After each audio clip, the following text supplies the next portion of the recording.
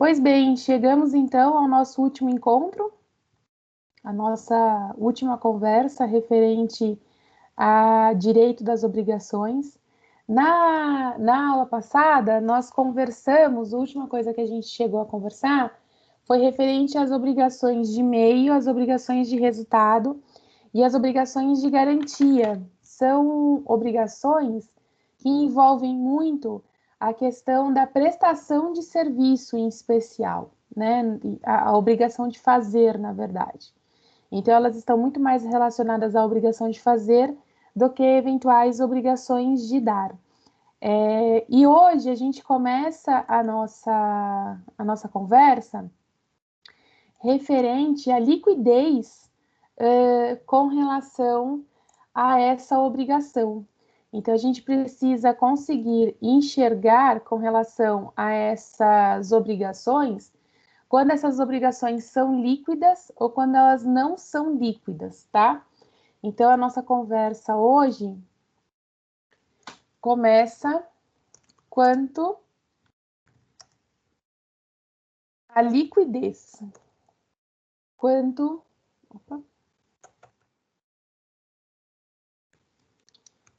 à liquidez com relação a essas obrigações. Quando a gente fala de liquidez, a gente precisa observar realmente se essa obrigação ela é líquida, né? Passível aí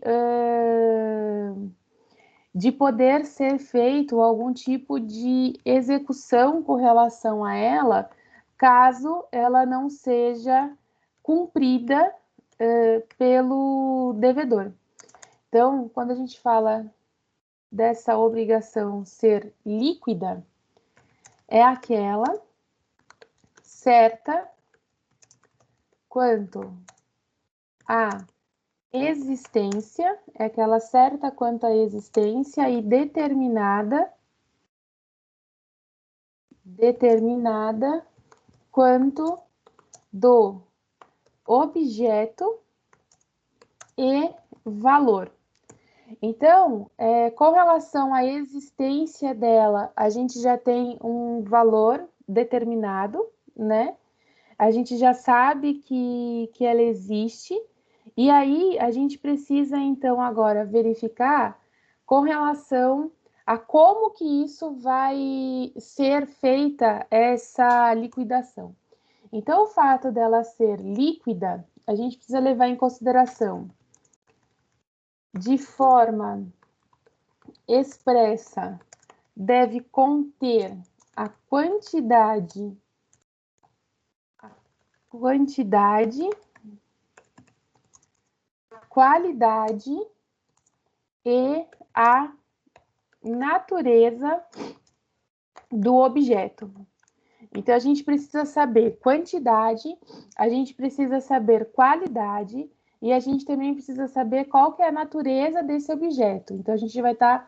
Quando a gente tem todas essas informações, a gente automaticamente tem uma obrigação líquida, porque eu tenho todos os fatos que informam com relação à existência dessa obrigação.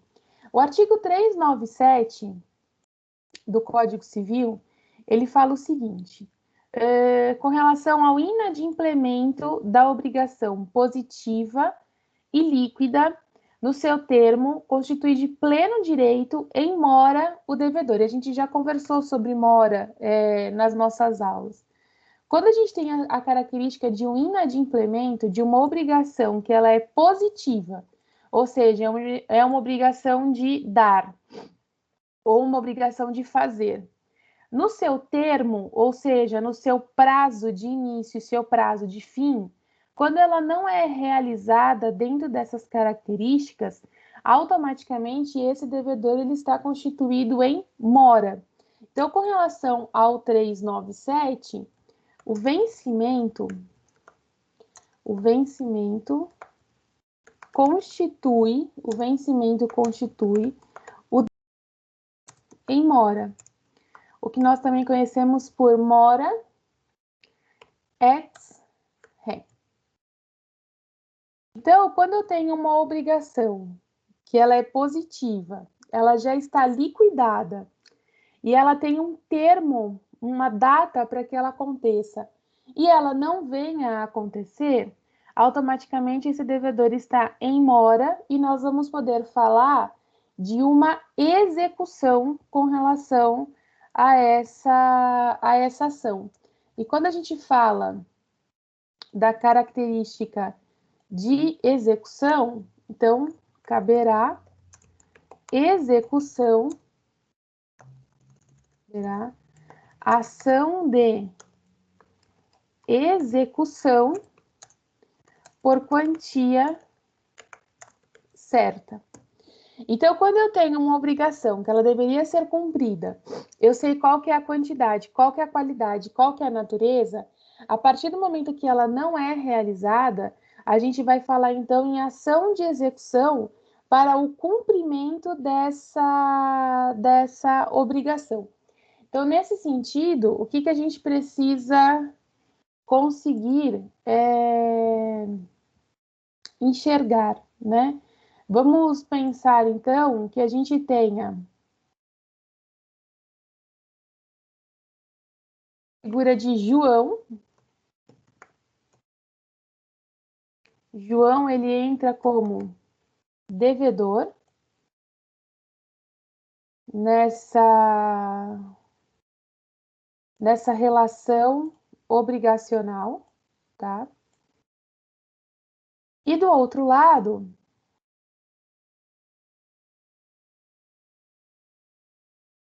nós temos a figura de um credor. Então, do outro lado, a gente passa a ter a figura de Paulo como credor. Uma vez que essa obrigação ela não foi cumprida, ela é uma obrigação líquida, então a gente tem a característica de quantidade, de qualidade e natureza do objeto. A partir do momento que essa obrigação ela não venha a ser cumprida, nós vamos então trabalhar em uma eventual ação de cobrança, já trabalhando com o Código de Processo Civil num processo de conhecimento, tá? Então, a gente vai trabalhar numa ação de cobrança com relação a isso. Essa ação de cobrança que vai ser realizada, nós precisamos identificar o objeto dessa ação de cobrança. Então, nós vamos estar falando a título de objeto, vamos estar falando de um valor certo. Porque a principal característica para que a gente possa ter uma ação de cobrança é justamente essa característica do objeto de ser um valor certo, tá? Então, nós vamos ter aqui a característica de um objeto de valor certo. Com isso, o que a gente passa a ter? A gente passa a ter, então, uma execução em relação a essa obrigação positiva que não foi realizada. Dentro dessa execução, nós vamos ter três situações. A primeira situação que a gente vai ter aqui, nessa ação de execução, envolve o fato dessa execução ser certa. Então, eu não posso querer executar, por exemplo, uma obrigação incerta, tá?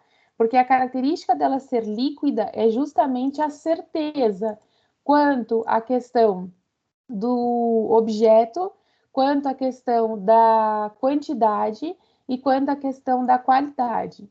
Outra característica que a gente vai ter aqui, além dela ser certa, ela também precisa ser líquida. E aí, quando a gente fala que ela precisa ser líquida, a gente precisa ter a questão de valores, tá? A gente precisa determinar essa característica de valores com relação a essa obrigação. E por último, a gente precisa enxergar que essa ação de execução pode vir a atingir o patrimônio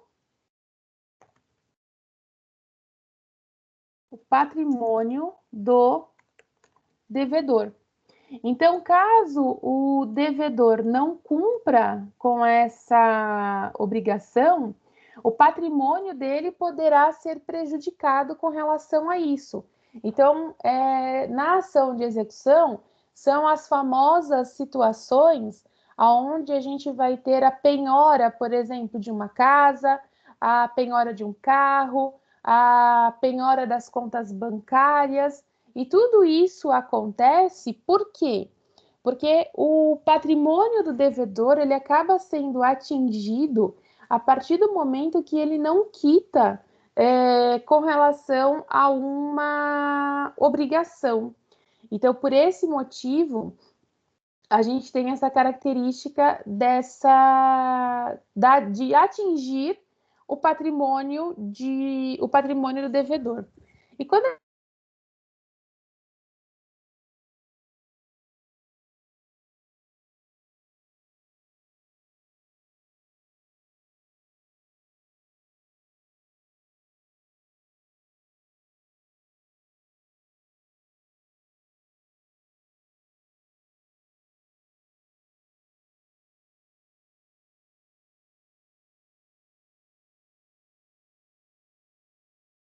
Oi?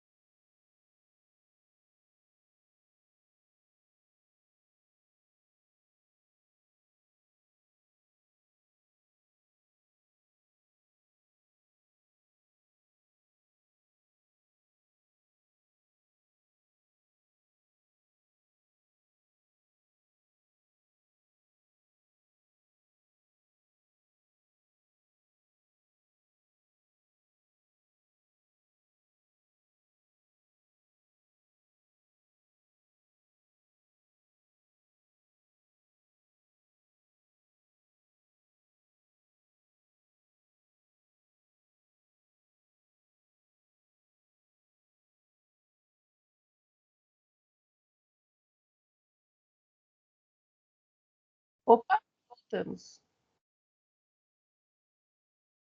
Tive uma queda, mas já retornei.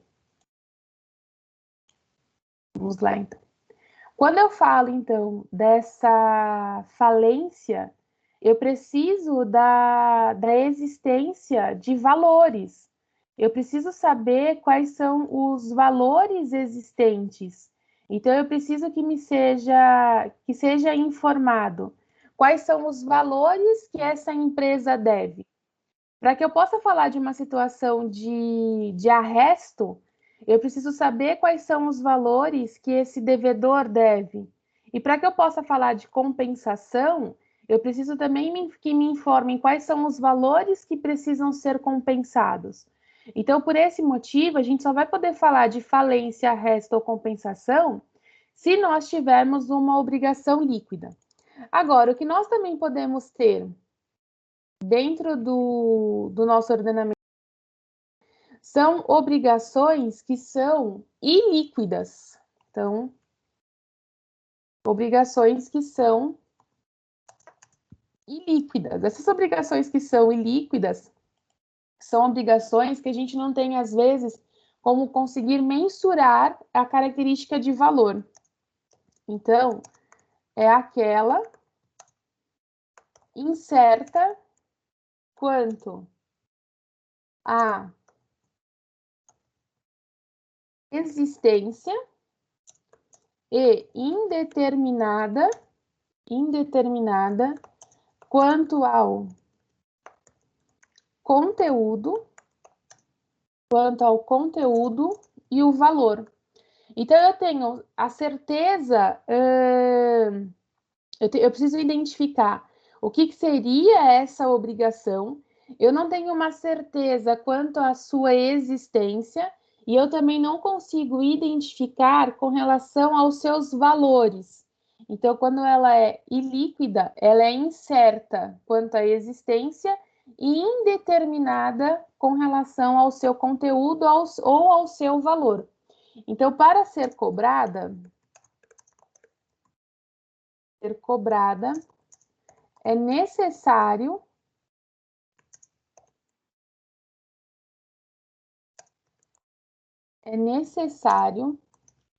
antes que seja transformada em líquida, geralmente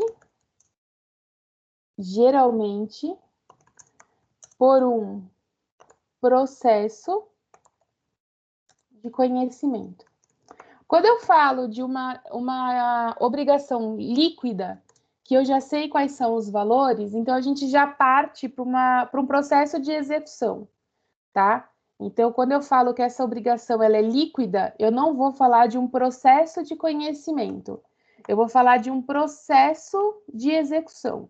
Então, normalmente, quando eu tenho uma obrigação líquida, eu tenho um título executivo. Então, esse título executivo, ele não precisa ser feito um processo de conhecimento anteriormente. A gente pode ter diretamente um processo de execução. Então, quando eu tenho, por exemplo, uma sentença que não é cumprida, a sentença ela é um título executivo judicial. Se ele é um título executivo judicial, eu não preciso falar de um processo de conhecimento, eu vou falar de uma execução. Quando eu tenho as características dos títulos executivos extrajudiciais, que estão no artigo 784 do CPC, esses títulos executivos extrajudiciais, eles também não precisam passar por um processo de conhecimento. A gente vai ter automaticamente um processo de execução. Então, a título de exemplos, o que a gente pode ter como títulos executivos extrajudiciais? A gente pode ter contratos.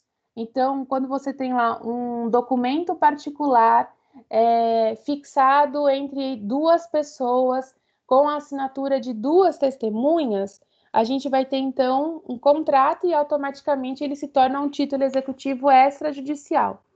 Quando a gente tem letra de câmbio, quando a gente tem escritura pública, são documentos, são títulos executivos extrajudiciais. E esses títulos executivos extrajudiciais ou os títulos executivos judiciais, eles não precisam de um processo de conhecimento. Basta a execução. Por quê? Porque são obrigações. Agora, quando eu não tenho essa característica, quando eu tenho obrigações que são ilíquidas, automaticamente eu preciso primeiro de um processo de conhecimento que transforme essa obrigação em obrigação líquida, para que então, a partir daí, eu possa falar em execução, tá? A liquidação judicial é outra coisa importante. A liquidação judicial ocorre sempre que não houver a legal, sempre que não houver a legal ou judicial. Então, a liquidação judicial, ela sempre vai acontecer por meio de um processo. Eu preciso que seja feito um processo, tá? Então, eu vou ter um processo de conhecimento, eu vou ter uma fase de liquidação para que a gente possa entrar nesse processo de liquidação. A título de exemplo, nesse sentido, a gente pode pensar numa ação indenizatória, tá? Quando a gente fala de uma ação de cobrança, na ação de cobrança, a gente já tem um título líquido, tá? A gente tem um valor exato com relação a isso. Agora, quando a gente fala numa ação, numa eventual ação indenizatória, a gente ainda não tem essa característica. Então, vamos pensar no seguinte exemplo. A gente tem aqui a figura de Pedro e nós temos a figura de Marcos. E a situação que envolve Pedro e que envolve Marcos, nós vamos ter, então, uma ação de indenização. Ação de indenização.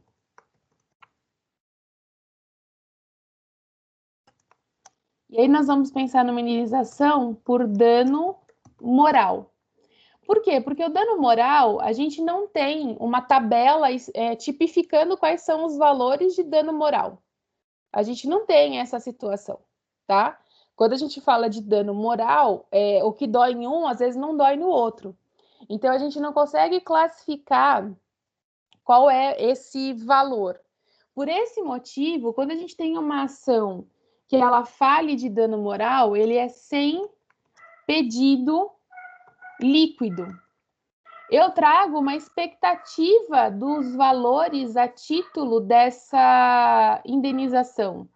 Então, eu falo lá que o valor de dano moral, ele tem que ser de R$10.000, mas com base em que eu estou estipulando esses R$10.000? Né? Por quê? Porque eu não tenho nenhuma situação da onde eu possa tirar esse valor. Eu acho que a minha moral vale R$10.000. Eu não tenho da onde tirar, diferente de uma obrigação líquida, que é um cálculo aritmético, na ilíquida, eu não tenho uma forma de fazer o cálculo disso. Então, por esse motivo, que é um pedido, sem pedido líquido. Por quê? Porque eu preciso verificar de onde vai sair esse valor. E aí, esse processo, ele passa, então, por um processo de conhecimento, para que seja identificado qual é esse valor que vai ser cobrado, quanto que é essa ação de indenização, tá? Sendo feito essa situação, sendo verificado qual é esse valor, então a gente vai ter aqui uma conversão pelo processo de liquidação. Então, eu tenho um processo de conhecimento, esse processo de conhecimento faz a identificação se realmente existe um dano moral ou não. Sendo reconhecido um dano moral, o juiz, então, solicita que esse valor seja liquidado. Então, a gente vai pegar a sentença, vai verificar quais são as características da sentença, desde quando eu preciso calcular juros e correção. E aí, eu vou passar, então, por um processo de liquidação, que nada mais é do que a apresentação de cálculos. E depois disso, passado por esse processo de liquidação, liquidada a sentença, nós passamos a ter, então, a ter uma obrigação líquida. Porque a gente só vai conseguir fazer uma cobrança de obrigações líquidas. Não tem como a gente cobrar uma obrigação ilíquida. Não existe essa possibilidade. Então, o que a gente precisa enxergar? Que ela é ilíquida, que aí passa-se por um processo, onde nesse processo acontece a liquidação da sentença, e com isso a gente passa a ter uma obrigação líquida, tá? Que é justamente essa característica com relação a essa conversão que precisa ser feita. Então, resumindo, as características de obrigações líquidas e de obrigações ilíquidas. Então, resumindo, a gente precisa enxergar o seguinte. Quando a gente fala de obrigação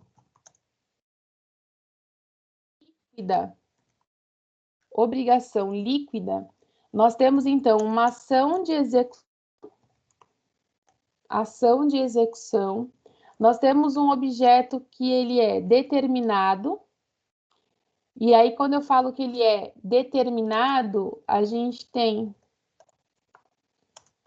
vai ter as características de quantidade, quantidade e qualidade com relação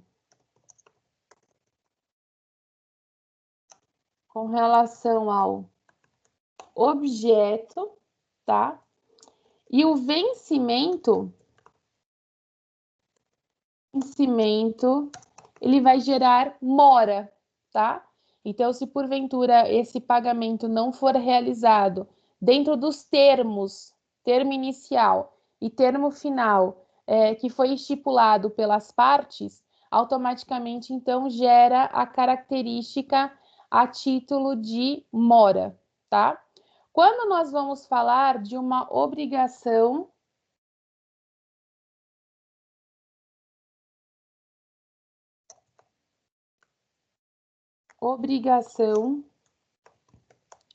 ilíquida. Na obrigação ilíquida, nós vamos passar por um processo de conhecimento. A gente tem uma situação de incerteza com relação à sua existência. Ela é indeterminada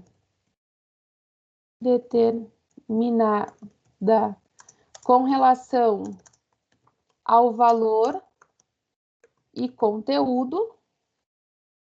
Além disso, valor e conteúdo. Além disso, não discute nova lide.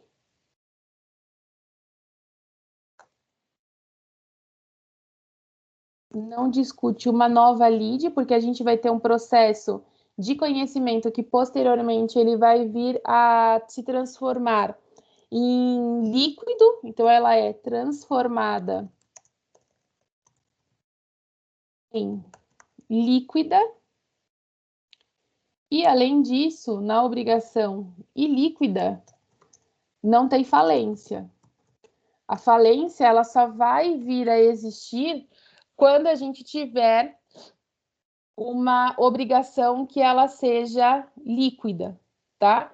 Então, eu preciso da liquidez para poder falar da existência dessa falência, tá? Então, essa é a diferença que a gente vai ter com relação às obrigações que são líquidas e as obrigações que são ilíquidas. Tudo bem com relação a isso? Agora, a gente precisa verificar com relação à presença ou não de eventual elementos incidentais nessa figura de obrigação. Então, é quando a gente verifica se essa obrigação ela é pura, se essa obrigação ela tem algum tipo de condição, ou se essa obrigação ela tem alguma situação de termo, né? Termo para começar e termo para que ela possa ser finalizada. Então, nesse sentido, a gente vai identificar. Então,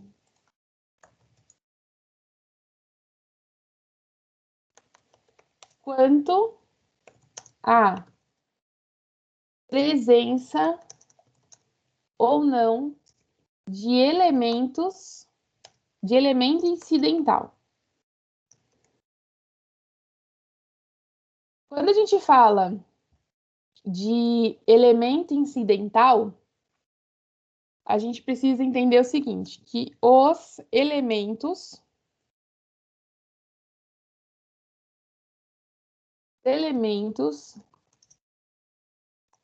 incidentais de um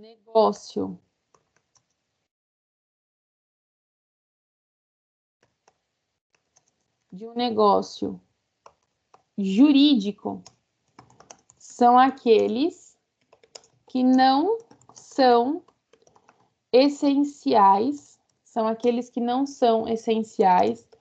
ao ato em regra. Sendo eles, né? São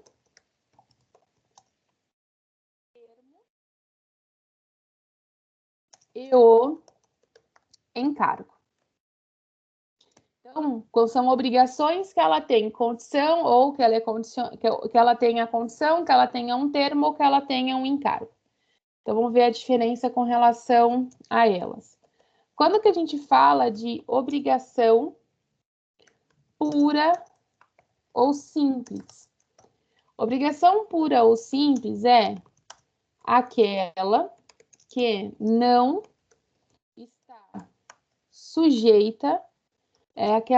está sujeita, à condição, termo ou encargo. E aí a gente pode pensar como exemplo uma doação pura. Uma doação pura, ela simplesmente acontece quando o doador retira do patrimônio dele e entrega ao patrimônio do donatário, tá? Então, a doação pura, ela acontece por quê? Porque o doador resolve fazer essa entrega do patrimônio e não exige absolutamente nada em troca.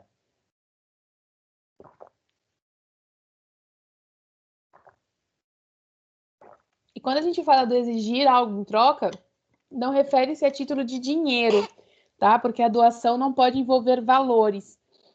Eu simplesmente faço a doação, vou doar um carro para você. E não coloco nenhum tipo de condição, ou nenhum tipo de encargo, ou nenhum tipo de nada, tá? Eu simplesmente vou retirar o carro do meu patrimônio e vou entregar o carro para você, e a partir desse momento o carro faz parte do seu patrimônio. Então, isso refere-se a uma obrigação pura ou simples, tá? Depois, a gente tem a obrigação condicional. A obrigação condicional é aquela que contém cláusula,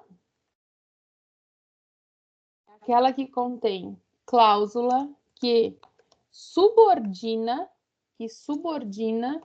o seu efeito, a um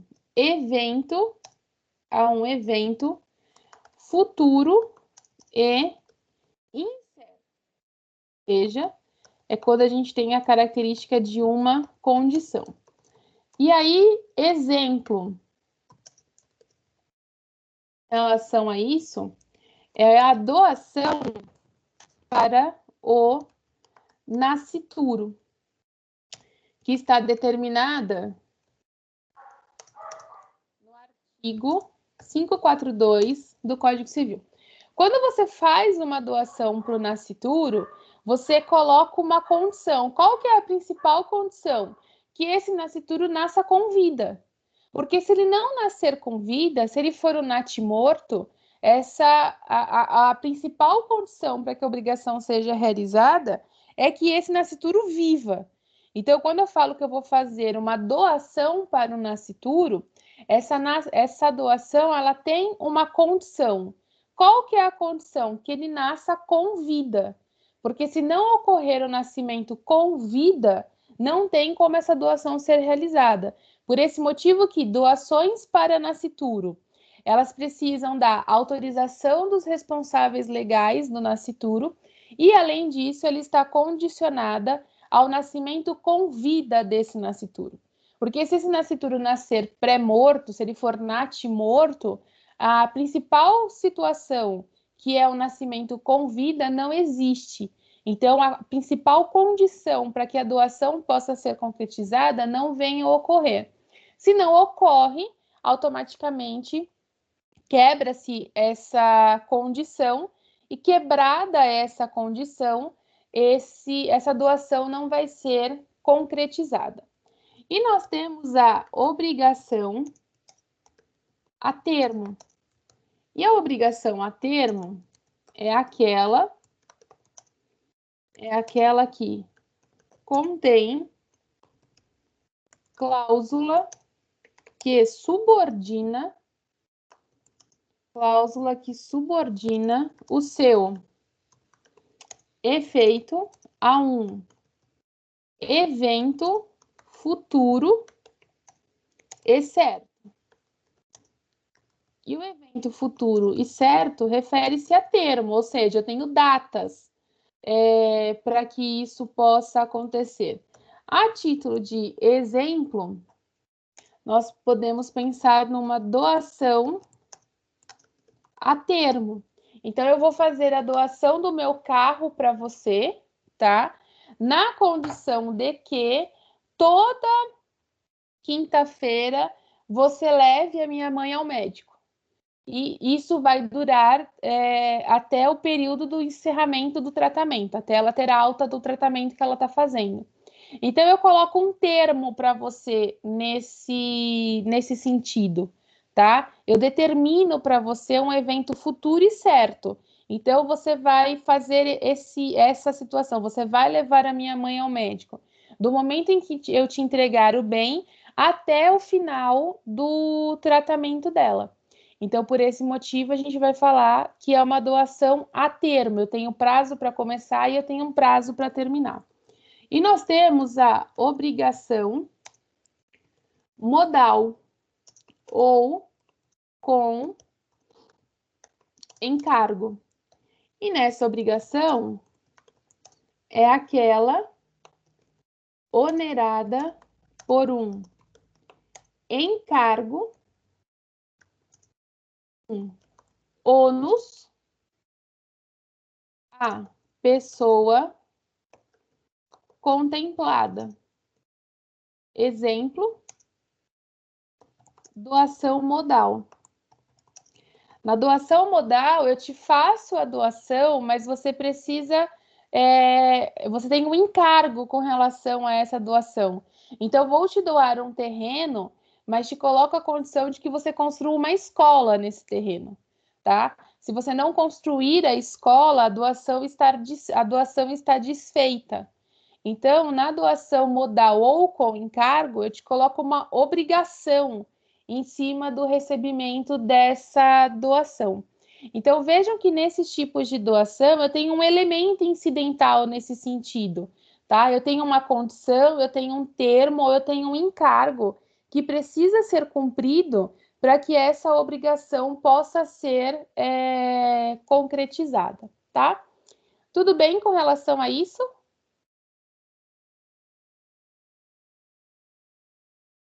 E aí, além...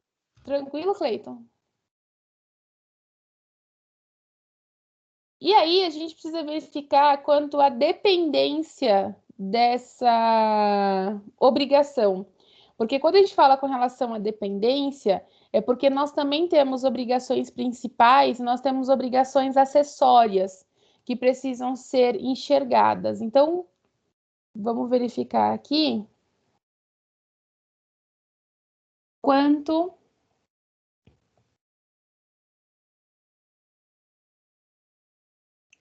à dependência.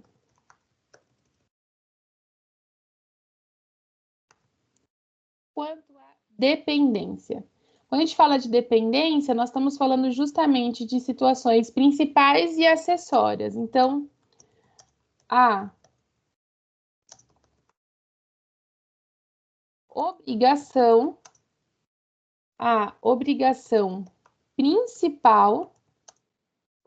principal é aquela que independe, de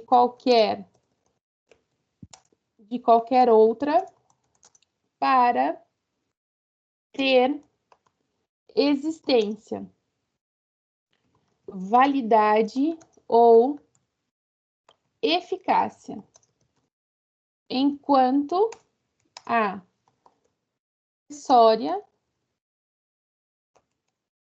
acessória é subordinada à principal. Vírgula. Exemplo, contrato de locação, que é o principal, e o contrato dança, que é o acessório. A gente só vai ter um contrato acessório se a gente tiver um contrato principal, tá? Quando existe o fim do contrato principal, automaticamente vai existir o fim com relação ao contrato acessório. Então, quando eu tenho o fim do contrato de locação, eu tenho o fim do contrato de fiança. Então, quanto à dependência, é quando uma obrigação depende da outra. Então, eu tenho uma obrigação principal e eu tenho uma obrigação acessória. E quando a principal venha a falecer, venha a deixar de existir, automaticamente a acessória também deixa de existir. É a mesma regra que a gente tem com relação aos bens principais e os bens acessórios, tá? É a mesma situação. Então, eu tenho uma obrigação principal e eu tenho uma obrigação acessória, tá? Quando essa obrigação principal ela deixa de existir ou ela é cumprida, automaticamente a obrigação acessória também ela vai deixar de existir, tá?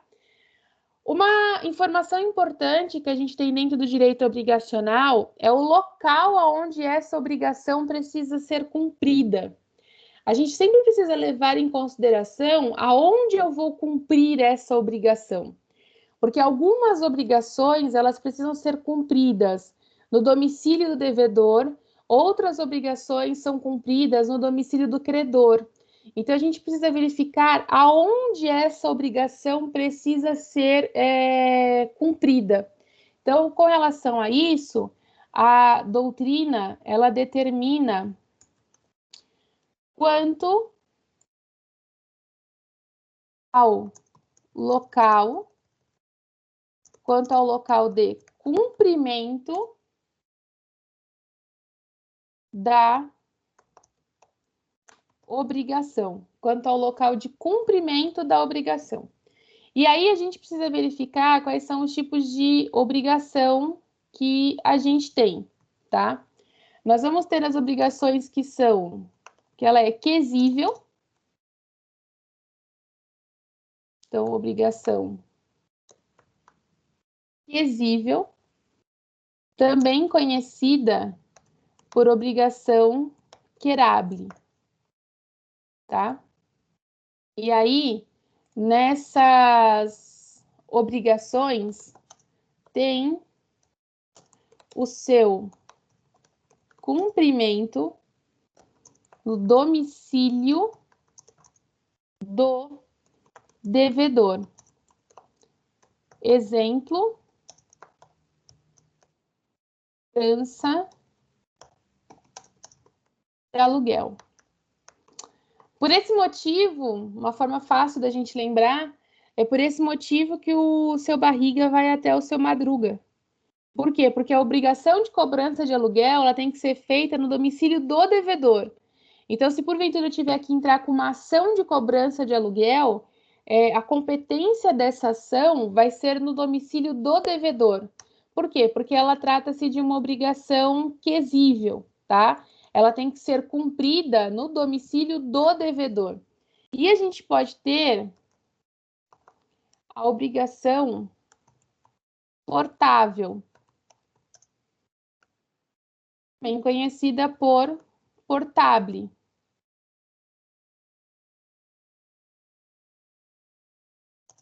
E nessa obrigação é aquela em que o seu cumprimento deverá ocorrer no domicílio do credor ou de terceiro.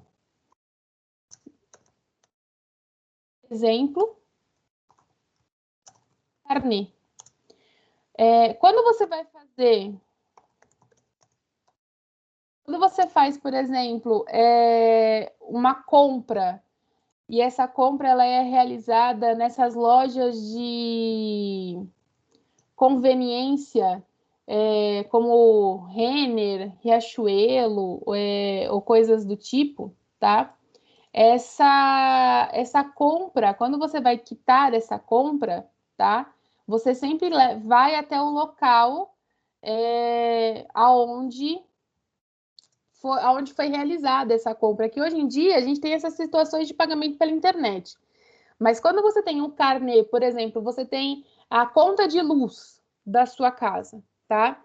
É portável, porque ela tem que ser cumprida no domicílio do credor. Então, você tem a possibilidade de fazer esse pagamento diretamente perante a agência que cuida da energia elétrica, tá? Você pode fazer esse pagamento lá. Como você pode fazer o pagamento perante a terceiro, no caso a lotérica ou uma agência bancária, tá? Quando você faz compra nessas lojas de conveniência, Riachuelo, Renner, ou coisa do tipo, você tem a opção de recebimento de um carnê, e aí esse carnê ele pode ser pago na loja, ou você pode fazer esse pagamento perante um terceiro, que é na sua agência bancária, tá? Mas quanto ao cumprimento, a gente sempre precisa observar se é uma dívida, se é uma obrigação que ela tem que ser cumprida no domicílio do devedor. Então, ações de cobrança de aluguel, elas têm que correr no domicílio do devedor, ou se ela é uma obrigação que ela tem que ser cumprida no domicílio do credor. E aí, se ela tiver que ser cumprida no domicílio do credor, essa ação corre no domicílio do credor, tá? Então, por isso que a gente tem a divisão entre obrigações quesíveis e obrigações portáveis, tá? Tudo bem? Tranquilo. E aí, para que a gente possa finalizar, a gente tem o local de cumprimento da obrigação e a gente tem o momento para o cumprimento dessa obrigação. Então, a gente tem com relação ao local e a gente tem quanto ao momento.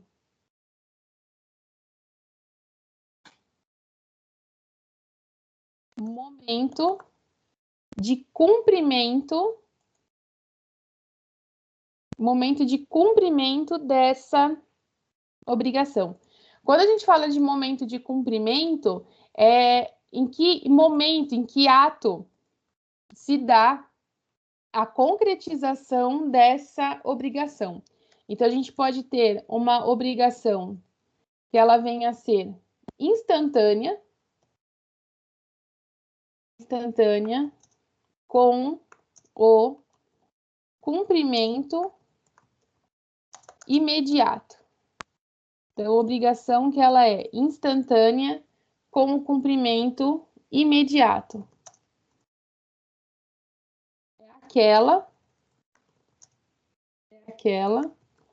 cumprida, imediatamente, após a sua constituição. E aí quem determina isso é o artigo 331 do Código Civil. E a título de exemplo, pagamento à vista. Então, quando você faz a aquisição de um bem com pagamento à vista, essa obrigação ela tem o cumprimento de forma instantânea. Então, ela é cumprida imediatamente após a constituição.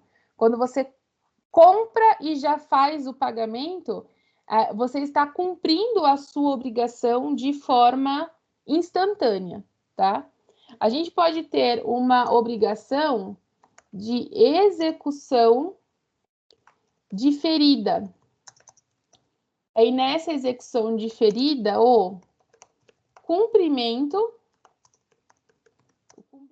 deverá ocorrer de uma vez no futuro. Exemplo, com relação a isso, nós temos o cheque pós-datado. O cheque pós-datado, ele não tem nenhuma previsão legal para que ele possa acontecer. Na verdade, ele é um fato costumeiro criado pela sociedade, tá? Porque o cheque, ele é uma ordem de pagamento, então ele teria que ser utilizado para um pagamento à vista. A sociedade acabou dando-se o pós-datado. Então, é aquele cheque que você entrega para que esse pagamento aconteça no futuro, tá? Um fato importante com relação ao cheque pós-datado. Quando você entrega um cheque pós-datado para alguém, aquela pessoa, ela cria com você uma obrigação moral de não descontar esse cheque antes da data, tá? Não é uma obrigação legal, porque na legislação, como o cheque ele é visto como uma obrigação instantânea, tá? Uma ordem de pagamento, para que ele possa ser uma execução, ele precisa ser pós-datado, tá? E essa situação dele ser pós-datado é mais uma questão costumeira do que uma situação legal, vamos dizer assim. E aí, a gente tem a execução continuada. Com relação à execução continuada, o cumprimento se dá por meio de subvenção periódica. Subvenção periódica. E aí, a título de exemplo, a gente tem o trato sucessivo. Então, são aquelas obrigações onde você tem um parcelamento, né? Então, você tem lá a característica de que você vai cumprindo a obrigação. Então, você vai fazer o cumprimento dessa obrigação por meio de uma situação periódica. Então, a cada mês você faz o pagamento de uma determinada quantia.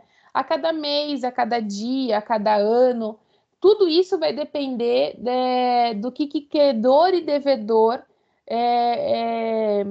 relacionam, do que credor e devedor contratam quando eles concretizam essa obrigação, tá?